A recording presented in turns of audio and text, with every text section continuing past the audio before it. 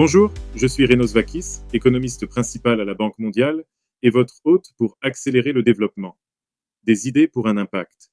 Ce n'est pas un podcast ordinaire, mais une conversation basée sur l'IA, présentée par l'Institut de la Banque mondiale pour le développement économique, où nous décortiquons les dernières recherches avec un seul objectif en tête: transformer de grandes idées en un impact réel.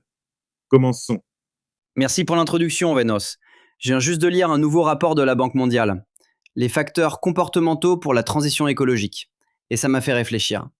Quand on parle de transition verte, la conversation dérive tout de suite sur les enjeux à grande ampleur, non? Comme les nouvelles technologies ou les énormes investissements financiers. Mais on en oublie tout un autre aspect, le côté humain. Qu'est-ce que les gens pensent vraiment? C'est une question fondamentale. Et c'est justement ce qu'une nouvelle enquête a voulu explorer. On parle de 16 500 ménages dans 16 pays d'Europe et d'Asie centrale. Et les principales conclusions sont... Elles sont assez surprenantes.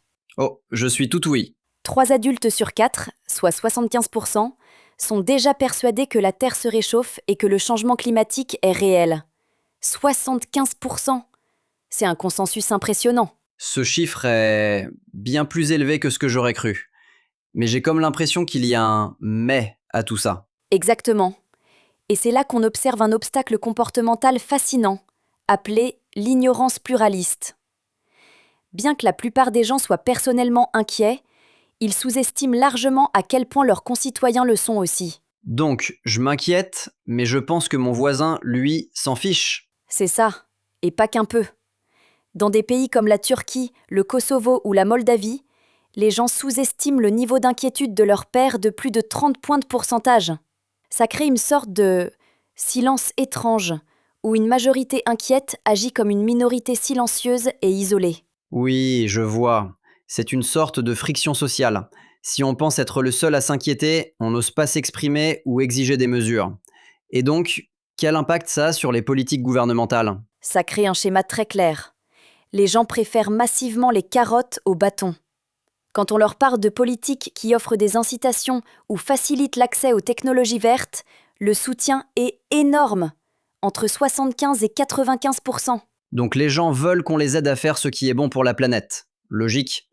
Et qu'en est-il des bâtons? Les taxes, par exemple. C'est là que le soutien s'effondre. Pour les taxes sur les technologies polluantes, le soutien tombe à environ 50% dans beaucoup de pays. Les gens soutiennent beaucoup plus facilement les interdictions totales que les nouvelles taxes. Mais pour quelle raison y a-t-il une telle différence? D'où vient cet amour des incitations et ce rejet des taxes? Les données attirent l'attention sur un moteur psychologique très intéressant.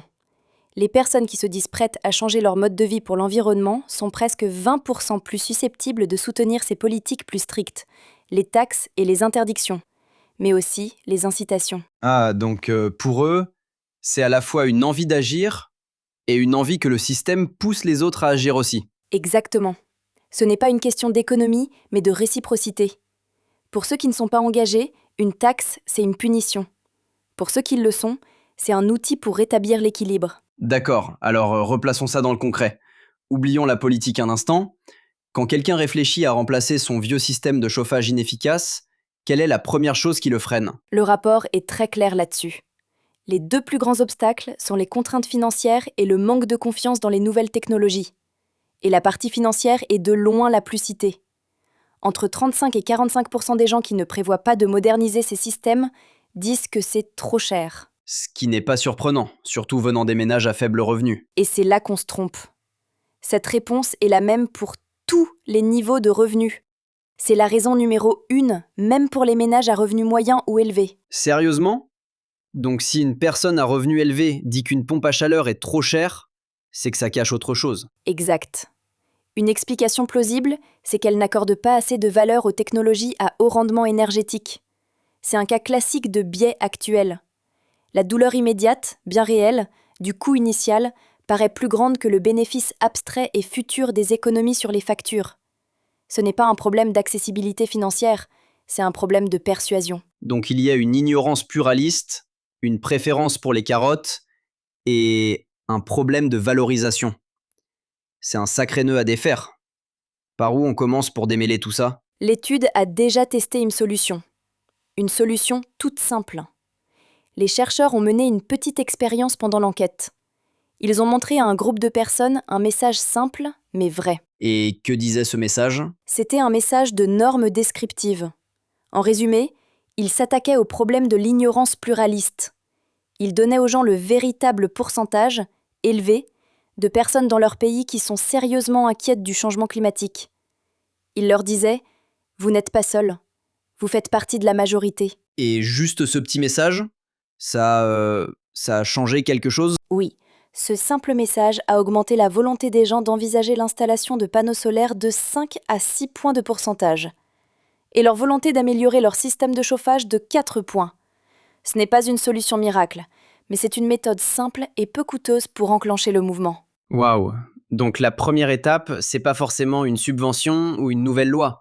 La première étape, c'est de montrer aux gens la réalité, que leurs préoccupations sont normales, partagées. Exactement. C'est la base. En corrigeant cette perception sociale erronée, on crée un espace où les gens se sentent plus légitimes à agir. Et c'est ce sentiment d'effort collectif qui rend les meilleures politiques plus acceptables. Tout commence par une chose toute simple, montrer aux gens qu'ils sont déjà dans la même équipe. Voilà, c'est tout pour le moment. À toi, Renos. Merci de vous joindre à nous. Vous trouverez le rapport complet sur notre site web en suivant le lien dans la description. N'oubliez pas de vous abonner pour être informé des prochains épisodes. Et avant de partir, comment comptez-vous mettre en pratique ce que vous avez appris? Quel sujet aimeriez-vous que nous abordions ensuite? Nous serions ravis de le savoir. À bientôt.